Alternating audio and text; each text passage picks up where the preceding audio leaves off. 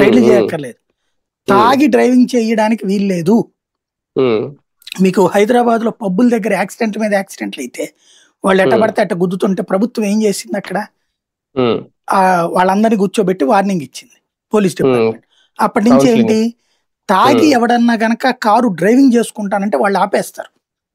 ఎవరన్నా ఇప్పుడు అక్కడ బార్ లో గానీ లేకపోతే గనక పబ్ లో గానీ తాగేటట్టయితే మనిషిని ఎంట పెట్టుకెళ్ళాలి డ్రైవింగ్ చేయడానికి.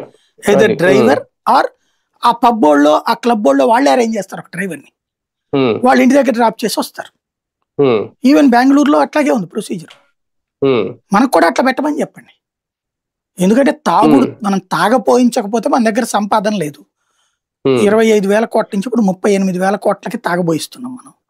తాగి వాడు తందనాలు ఆడుతుంటే మాత్రం మనం వాడిని అయ్యో నువ్వు తాగితే నువ్వు నాశనం అయిపోతావా, నీ కుటుంబం నాశనం అయిపోతావా అని చెప్తే పాపం ఇవాళ రోజుల్లో అది కుట్ర కూడా అవుతుందేమో. దాన్ని ఏమంటారు, ఇతర పార్టీల కుట్ర ఇట్లాంటిది అవుతుందేమో.